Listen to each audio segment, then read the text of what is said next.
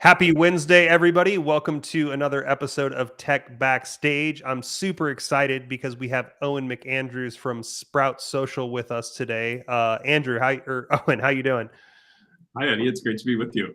Yeah, sorry about that. I'm like Owen McAndrews. I got it. Yeah, but dude, appreciate having you on the show, and thanks for taking time to speak with us today. Um, Before we dive into the topic and everything, I'd love to just quickly talk about you for the guests. I think Sprout Social, I think um, very, very big like footprint in the space right now. But I'd love to introduce the guests to who you are and talk a little bit about your backstory and how you got to Sprout Social before we actually dive into the topic. Yeah, that sounds great. So my name is Owen McAndrews. I am one of our team leads of solution engineering at SproutSocial. Basically, what that means is I am involved in the pre-sales process with our partners who are looking to invest more resources in growing their social presence. So day in, day out, I'm talking to social media practitioners, directors of marketing, digital efforts, all the way up to those CMOs and CEOs, really looking to, again, invest more resources and more bandwidth into their social strategy. Cool.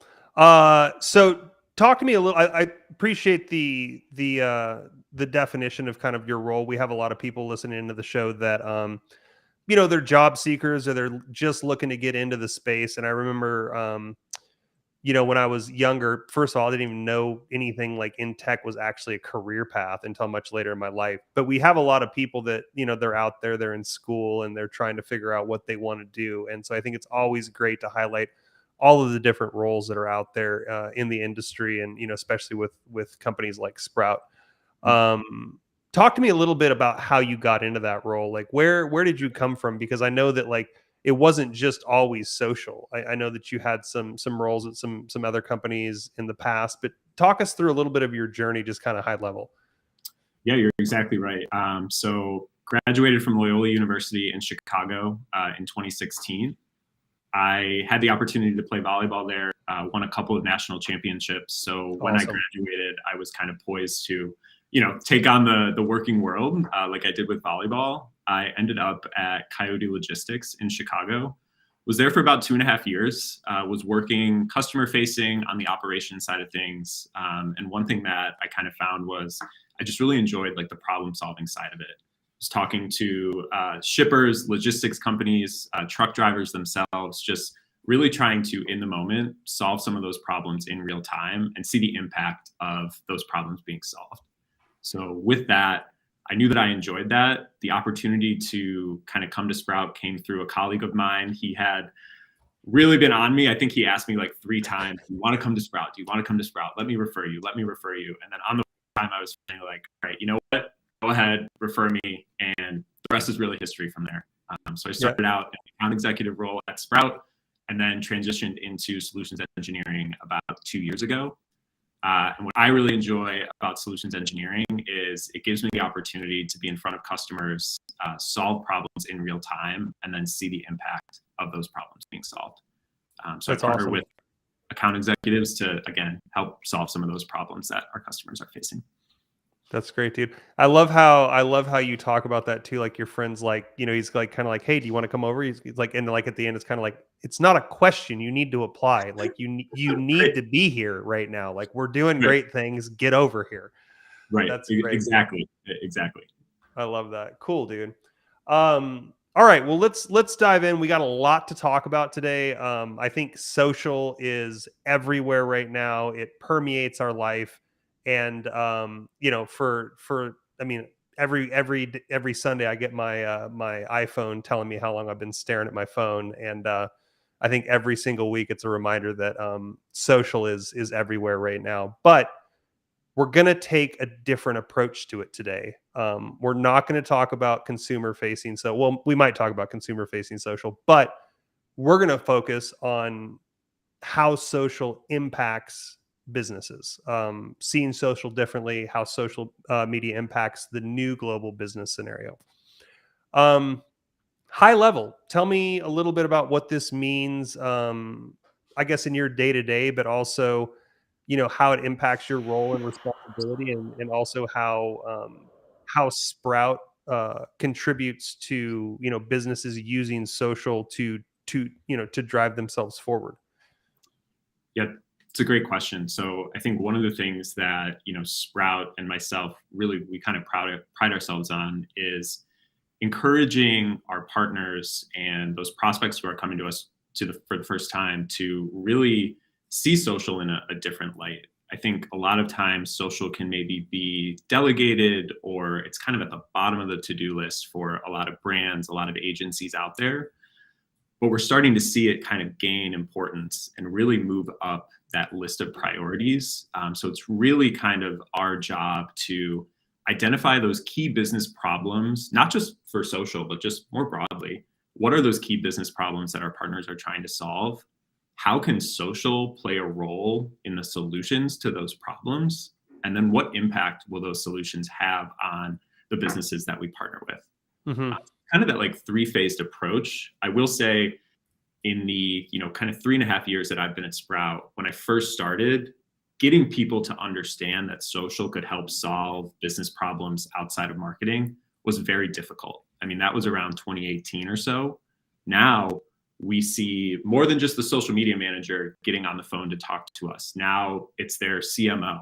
It's people outside of marketing directly, investor relations. They're coming to social to start to see what are those conversations that we might be missing, and how are we able to take advantage of all that data that we can get from social and put it into action in our own plans and our own strategies.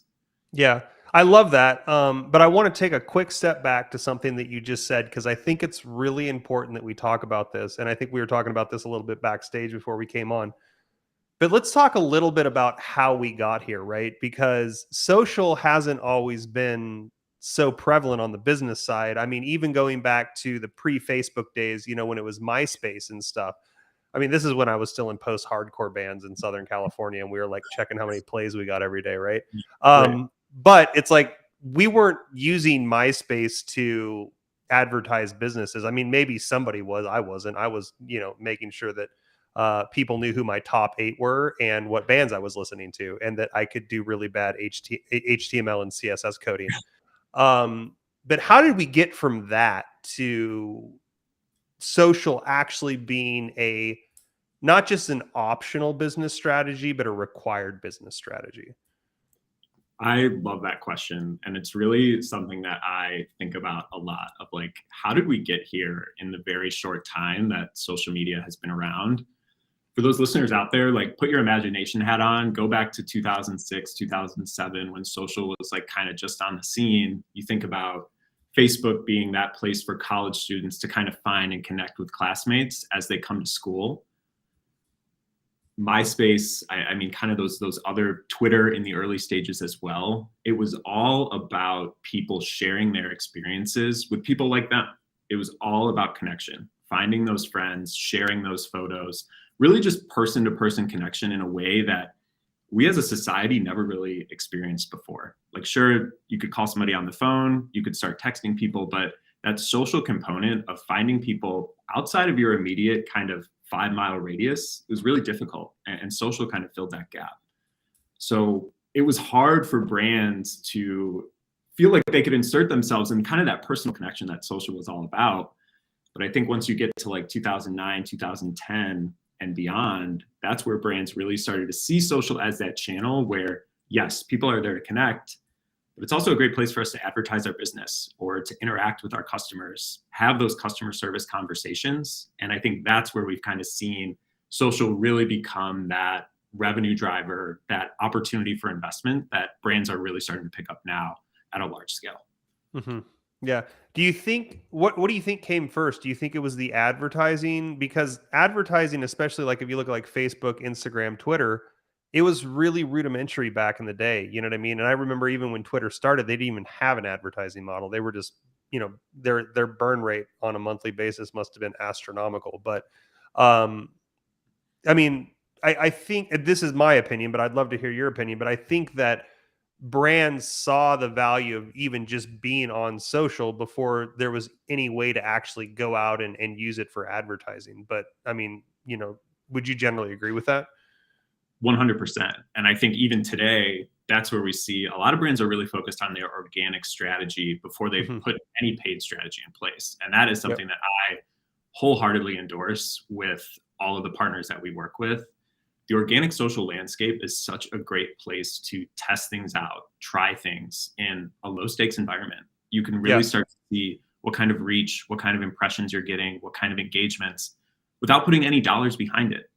Mhm. Again, I'm trying to make the case here that social is worth investing in. And even if you're not investing actual dollars to like a paid social campaign or anything like that, there's still resources, bandwidth to invest in your content, in your people who Yeah. create content. Yeah, I agree. Well, and I think too, I think it's important to understand that, when you're going to go and do paid stuff, I mean, you got to know it's going to work, right? I mean, you don't want to just be investing thousands or tens of thousands of dollars in a strategy that hasn't at least been, somewhat POC'd somewhere, right? But besides that, I mean, social is, again, throwing out my opinions here, but it's part of your brand image nowadays, right? For us, we don't do great on platforms like Instagram and Facebook, but we do really good on LinkedIn because we're recruiting a lot. We're always looking for top talent. We're doing a lot of, we have this podcast. We talk to industry insiders all the time, so we do really well on platforms like LinkedIn. We still have those other platforms because each one, in our opinion, drives and has a certain purpose, right? We're really using LinkedIn to drive the business relationships, but then we can use Instagram and Facebook to back up our recruiting efforts. We're even starting to talk about a TikTok channel for our recruiting teams so that they can start, posting videos on there that show company culture and stuff like that. You're talking to somebody who never taken a marketing course in his life, has no idea how to market anything. Very much, have people on our team that do the marketing, but I've definitely learned over the last few years that investing in a social strategy, again, it's not optional, it's required. And then it's really important how you segregate your social strategy out across different platforms, right? Right. Interested to hear a little bit. I'd love to hear kind of how you approach that, but I'd also love to hear a little bit about how you use Sprout Social with your customers as a solutions engineer to help them solve some of these problems. Yeah, that's a great point and a great question. So I think first, I applaud your awareness on, what your main channels are and which ones are successful. Believe it or not, I think some of the partners that we talk to don't have that kind of awareness. And some of them are banging their head against the wall because they can't hit a certain follower number on Instagram, or their TikTok videos aren't taking off. And I really try to remind them that, hey, it's okay. You don't have to be excelling at every channel because every Mhm. channel is a little bit different. If you Right. think about how you use Instagram versus how you might scroll through Twitter, your behavior is different. If you think about the typical Twitter user versus the typical Reddit user, that's going to look a little bit different as well. So Oh, these yeah. networks, they have different audiences. And if you can kind of optimize and really understand your audience on those channels and deliver content that's going to resonate with them, you have a better chance of driving those metrics that you're looking for, like web traffic, conversions, engagements. Figure out who your audience is on that channel and find ways to optimize that content for that audience. Um, Yeah. some of the No, ways, oh, go go ahead. ahead. Sorry, I was gonna say I love that. That's all I was gonna say. Yeah. Some of the ways that we help brands do that at Sprout, one of the things that we offer is social listening. So that's a way for brands to tap into those public conversations that are happening on networks like Twitter, Facebook, Instagram, Reddit, YouTube, the web, and really start to see and understand what consumers are talking about for topics that these brands want to look at. So for example, for you all at Tech Backstage, you might want to know, how do people feel about podcasts in this format? How do they consume them? What do they talk about before, during, and after an episode? Those are all great pieces of insight where you at Tech Backstage might not be getting mentioned directly about it, but you can still tap into those conversations digest it, and then deliver content to this audience that's going to resonate a little bit more. So we Gotcha. really help you harness that social data and put it into action with those insights that you're gathering. Awesome. Do you guys take an iterative approach? Meaning, like, are you looking at analytics and data, and then you're actually like going, well, hey, this worked, and maybe A/B testing some stuff, and then, saying, well, actually, B worked better than A, so we should follow this path, and like kind of following that continuous improvement sort of workflow?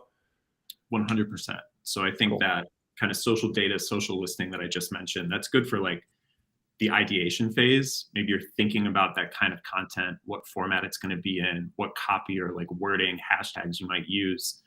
You put it into action, you post it on those social channels, then we at Sprout can kind of come in with those analytics that you might be looking for. So how many Yeah. people did this reach? How are they engaging with it? What are some of those more specific like paid versus organic metrics that we might want to look at? We'll show you the performance there. We'll see a lot of brands start to do some of that A/B testing with some of that reporting, and then go back to the drawing board with listening and start to see, all right, what are we learning from our own channels? How can we refine that listening topic a little bit more, and then start the circle over again? So it's really kind of Awesome. a cyclical process. Very cool. I'm just curious, now that we're talking a little bit about like what's happening right now, but let's go back, and I know this is kind of a passionate topic for both of us, but and definitely always a talking point, but especially since the pandemic, right? Like, what are the things that you're seeing happen since this happened, now years ago, but interested to see like what sort of trends have evolved in the way businesses use social, and um what are you seeing in this kind of like new post-pandemic world, as far as utilizing social to drive brands? Yeah. So I think there's a couple points there that I think about. Pre-pandemic, I think there was a shift from, social being that place for friends to connect with one another, share those updates. There was a shift to now friends are sharing pieces of content with one another. That might be through like a meme page that you follow, a specific brand, maybe an influencer that you follow.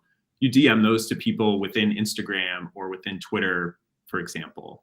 But now with new platforms like TikTok coming out, we actually see those shares happening off platform. So I can take a TikTok Oh, video, hit that share button, Eddie, and text it to you. And now we're yeah, having a conversation out around this piece of content, whether it's a dumb video or something from a brand or something like that. So that's kind of how consumer behavior has really changed on social. And I think yeah. now, because it is more of like a content marketplace, really, that's Hmm. where brands can really come in and invest in that content and start to position that on social in a couple different formats. So LinkedIn, probably a great format to do any blog posts, any like long form articles, things like that. Leverage your employees a little bit more, get them to start sharing about your brand or your company. But then on the flip side of that, if you want to go more into like that short form video on a network like TikTok, obviously that has exploded in popularity, not just the platform, but the format of content. So Yeah. short form video, I think people, both marketers and consumers, are really starting to prefer that over some of those more static formats that might be out there. Yeah, I agree. I do want to just highlight really quick that the share button is literally one of my favorite buttons on my device now, because I can just, like, I'm in Mexico right now, so everybody here uses WhatsApp, but everybody in the US does not use WhatsApp. And so it's like really hard to be like, oh, look, my wife just shared this really funny video and I want to send it to my brother who's never going to look at it on WhatsApp. And so, like, yeah, that cross-platform sharing, I think, has been huge in being able to share content. I think that's massive, right?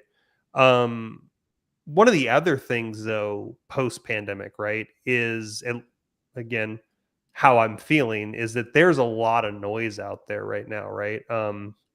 It's actually driven me personally away from platforms like Facebook on a daily basis, because my feed is just either like, people sharing their game scores, or, some people shouting on the left and others yelling back on the right. And I'm just like, this is not what I want to deal with. But there's also, there's a ton of noise even on LinkedIn, and there's a ton of people out there like intentionally trying to be influencers for reasons unknown. Maybe they just like attention, or they're trying to sell a product. I mean, I'm sure there's an infinite number of reasons why people are trying to post content to their profiles. But how do you guys, or how do you specifically approach cutting through the noise and creating quality content that isn't that it's not going to get lost, but also has some sort of value, not just towards the brand, but towards whatever you're talking about, on those platforms. Yeah. So I think what I encourage our partners to do is think about your audience and anything like adjacent to that audience. So not just the people who follow you, but those friends of people who follow you. Because if I like a post from Tech Backstage, my followers are going to see that. So you want to think about that direct audience who is engaging with you directly, but then one kind of circle outside of that. And it's important to remember that when you post something, whether it's a blog post on social, a short form video, you don't need to serve everyone on social. You really just need to serve a direct audience and anything adjacent to it for it to land. And some of it is like expectation setting with some of the social media managers that we work with, or some of those CMOs who are like, well, we just want things to go viral. And it's like, cool. Okay. I would love my own content to go viral too. I mean, who wouldn't? Right. But again, it's important to kind of just expectation set for yourself of what does it mean to go viral? Because it doesn't mean everybody in the world sees that piece of content. Going viral can mean just going viral within your own community. And to me, that's, and brands really need to think about, it's easy to say, well, let's just go viral. Like really start to think about delivering to that direct audience and that adjacent audience. Yeah. I love that too, because it's like, you're like, wait, let's pump the brakes and let's unpack this for a second, right? Because going viral, I mean, from a consumer standpoint, right? If you go viral as a person, as an individual, like that's attention, that's, potentially fame if you do it the right way. That guy, the cranberry juice guy on his skateboard, I think he's just got his first like high paid acting gig. You know what I mean? So as a consumer going viral, or as an individual going viral, or probably even as an influencer, like that might impact, you as a person, and actually might impact your influencer brand. Right. But what does going viral mean for a company, right? Is it leading to the expectations, the outcomes that you're hoping for? If 1 million people watch your video, but nobody buys your product, what does it really matter if you went viral? I mean, yeah, you're going to get some brand recognition, but what if 1,000 people watch good content and 100 people buy your product? Right. Like, from me as a business owner, that, maybe unpopular opinion for all the people that want to go viral out there. But for me, I would much rather have a higher conversion rate versus a higher view rate. Right. Like, you know what I mean? So I think it's important to understand that too, is that a lot of times, and I think this is probably where you and the social engine, or the solutions engineering that you do at SproutSocial, that's a tongue twister, by the way, solutions engineering at SproutSocial. But I think the work that you do is identifying that, right? Like saying, okay, cool. Well, you want to go viral, but let's work back from the end result, which is, what are you looking for? Are you looking for sales? Are you looking to recruit people? Are you looking for brand recognition? And then actually identifying what success looks like. That was one thing that took me a long time to learn was, well, let's start with, what are you trying to accomplish here? Not what do you think it looks like, right? So anyways, I think that's really important as well. Right. So, wow. Okay. So we're already at 25 minutes. So we gotta probably like shift forward here a little bit. We could probably talk about this for a good little while, but everything that you're seeing right now, there's been huge shifts, even from, like you said, going back to 2006 and social, MySpace consumers, all the way up to, social being a requirement for businesses to use nowadays. What do you think that looks like going into the future? And love to hear your thoughts on, especially, I was just at South by Southwest this year, and literally, I think the only two things that people were talking about was the metaverse and NFTs. I don't think I heard any other. I think those were the only words that I heard at South by Southwest this year. But interested to hear what you think about how future technology is shaping, a social in general and how businesses approach social, but also would love to hear a little bit about how you think it's going to affect the roadmap at Sprout as well. Yeah. So I think one of the things that I really love about working at Sprout, a company that's really been along for the ride as social has gained importance for some of these brands, is we put out a lot of research that we do within our community. So every year we put out the SproutSocial Index. We're in our 9th year, and this is where we can start to do like some trend forecasting, where we survey consumers and marketers across the US, UK, Ireland, really just to understand like how they're thinking about the future. So you bring up AR, VR, NFTs. From our research and from our Sprout Index, we actually found that 67% of marketers anticipate investing at least a quarter of their budgets into metaverse, AR, VR, social strategy. So that's almost 2/3 of marketers. On the flip side of that, about 39% of consumers are anticipating that VR, AR is going to play a role in how they engage with brands. 24% of those think that the metaverse is going to play a little bit more of a role. So I think marketers ahead of the curve a little bit. They know what's coming. Consumers might be a little slower to adopt. So that's just some of the trend lines that we're seeing here. But with Sprout, one of the things that we really pride ourselves on is our partnerships with not just the social networks, but some of those other players like within the marketing space. So we have top tier partnerships with the major networks like Facebook, Twitter, Instagram, LinkedIn, all of those. And as they release those features in their APIs, our engineering team, our product marketing teams are quick to deploy those out to our customers.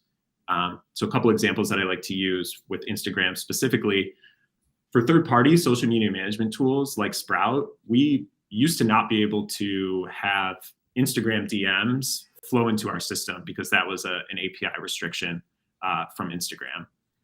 They recently made that open in their API. I believe they announced it on like a Thursday. Our product team had that deployed to customers on the following Monday. So over the weekend, we deploy those out to our customers.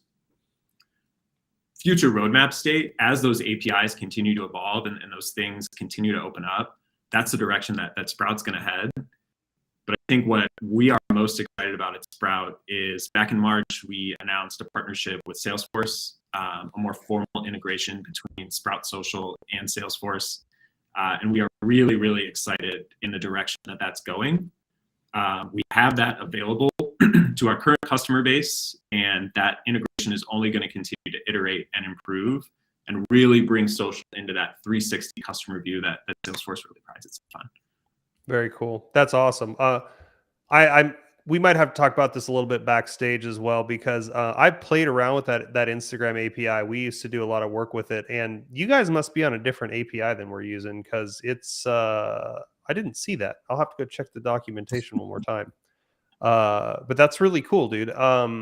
And I love that what you're talking about too, because you're actually talking about something that we talk about here a lot, which is integrations, right? And integrating third-party services, because that's, whether, we all like it or not, that's the way of the world. That's the way we're headed right now. And without those integrations, it's really hard to be able to put together this, like this tech stack and this ecosystem that supports your business, right? So that's almost it's almost a requirement for any good product these days. You have to be able to integrate and talk to other pieces of technology. And it's also, bringing in the data that we get from Sprout. So some of that own profile data.